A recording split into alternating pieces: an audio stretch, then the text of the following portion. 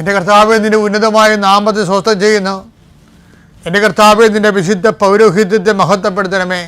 കർത്താവ്, തൊഴിലില്ലാത്തവർക്ക് വേണ്ടിയും തൊഴിൽ നഷ്ടപ്പെടാൻ പോകുന്നവർക്ക് വേണ്ടിയും വിസ പ്രോസസ്സിങ്ങിലിരിക്കുന്നവർക്ക് വേണ്ടിയും വിസ പുതുക്കി കിട്ടാത്തവർക്ക് വേണ്ടിയും പ്രാർത്ഥിക്കുന്ന കർത്താവ്, സ്ഥലം വിറ്റുമാറാനുള്ളവർക്ക് വേണ്ടിയും അതുപോലെ തന്നെ സ്ഥലങ്ങൾ പ്രമാണം ചെയ്യാൻ ഭാഗോടമ്പടി പ്രമാണം ചെയ്യാനും വിൽപ്പത്രങ്ങൾ പ്രമാണം ചെയ്യുന്നതിന് വേണ്ടിയും കർത്താവ്, അത് നടപ്പിൽ വരുന്നതിന് വേണ്ടി പോകുന്ന തടസ്സങ്ങൾക്ക് പരിഹരിക്കപ്പെടുന്നതിന് പ്രമാണ സംബന്ധമായ എല്ലാ തടസ്സങ്ങളും പരിഹരിക്കുന്നതിന് വേണ്ടിയുള്ള നിൻ്റെ യാത്രകൾ, ഗവൺമെൻറ് ഓഫീസുകളിലേക്കുള്ള യാത്രകൾ, ആ വില്ലേജ് ഓഫീസിലേക്കുള്ള യാത്രകൾ, അക്ഷയയിലേക്കുള്ള യാത്രകൾ, ഇങ്ങനെ നിനക്ക് ആവശ്യമായ സർട്ടിഫിക്കറ്റുകൾ നേടിയെടുക്കാൻ വേണ്ടിയുള്ള നിൻ്റെ തത്രപ്പാടുകൾ എല്ലാം നീ അനുഗ്രഹിക്കട്ടെ. ഏതെങ്കിലും നിയമപരമായിട്ട് നിനക്ക് നിൻ്റെ ജീവിതം വീട് വെക്കാൻ പറ്റാതിരിക്കുക, പെരുമയാൻ പറ്റാതിരിക്കുക, അങ്ങനെ എന്തെല്ലാം തടസ്സങ്ങളുണ്ടൊക്കെ ഉണ്ടെങ്കിൽ പിടക്ക് നമ്പർ കിട്ടാതിരിക്കുക, അങ്ങനെ എന്താണ് നീ അനുഭവിക്കുന്ന പ്രയാസം?